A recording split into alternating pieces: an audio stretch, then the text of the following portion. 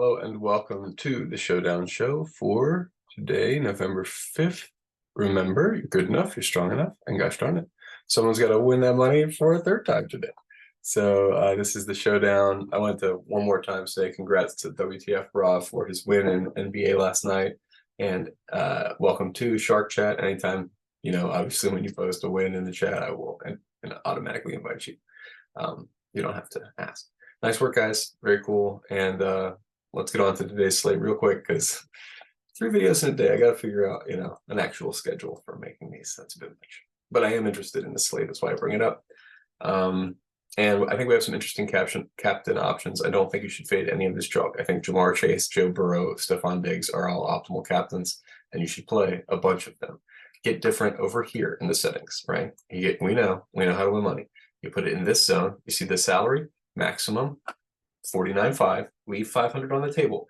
The ownership, like compared to independent choice, falls way off because noobs enter and they're like, "Ooh, I've left too much money." And it's true for classic slates. That's right.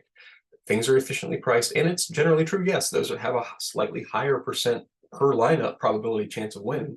But that falls off slowly, that curve, right? It's like 0.3, 0.2 at the top, but it stays above 0.1 all the way to like $1,500, $2,000 salary. So there's some pretty probable lineups that nobody gets to every week. Sometimes they win, right? Like that's like the actual optimal doesn't necessarily get chosen every week. So that's all to say that I think you don't have to get too cute with salary this week. There's not a ton of value unless you really squint. If you want to play the same thing I did last week and get absolutely killed playing Harty or Sherfield, that's fine. I don't want that. I saw what happened with Shakir. If you want to boost Shakir, that's a little fine with me too. He saw an incredibly elevated roll last week. He didn't quite pay it off, but he did make me hurt for playing the other guys. So I don't know what the plan is, where that came from. As far as I'm aware, there's been no discussion. Please do make a note in the Discord or the comments if there has been discussion about doing something different this week, but I haven't seen it. But yeah, so aside from the obvious captains, we'll get to some leverage. We will play some Hardy in the flex just in case, but 15% sprinkle is fine. I do think Drew Sample is a little bit underpriced. I don't want 40% Drew Sample, maybe 20, 25, 20, 25, 20. I think he'll be out there, backup tight end amount of snaps, maybe blocking in some important situations. Chris Evans, that's a great situation. Yep, 25%, perfect. 10x the field, that's fine. Backup running back who probably sees the field in a regular game anyway, but once or twice, not very much. Obviously, second, he's like third string. He's not anywhere near the top of the pecking order, but I'll tell you what's attractive. He's $200 min price and he's 2% owned. So you get an injury to Joe Mixon, who's coming into the game questionable and is a very old man, and you are going to profit. So I'm on Chris Evans. I'm honestly, if I was playing 150, here are the guys I would add. I would take some shots on Chris Evans in the captain at 0.1%. I would take some shots on, I don't know, Hardy still in my bottom of my heart. I know I should have 1 or 2%. Probably both Hardy and Sherfield. I mean, honestly, I built the rule Sherfield Hardy coin flip. So that is a rule that I have here. Do not pick more than one of them.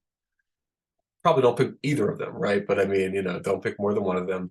You could build it into a bucket if you think there's going to be a wide receiver 3 rotation or something like they've done in the past.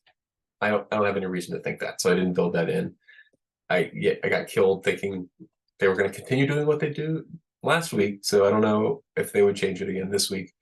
I don't have any idea what happened last week there. So great content. All right, let's see. Any other? So what are my big leverage plays? I told you Chris Evans, Jamar Chase and Stephon Diggs. That's how you do it. You mash as many of the studs as you can get in there, and then you take a super punt play. Right, that looks like pretty much every one of these builds is going to be that. That's what Deontay Hardy is. That's what Sherfield is. That's what Chris Evans is. Those are all the guys I'm overweight on besides the obvious plays. So jam in the obvious plays and then take a punt that is $500 to $1,500 more.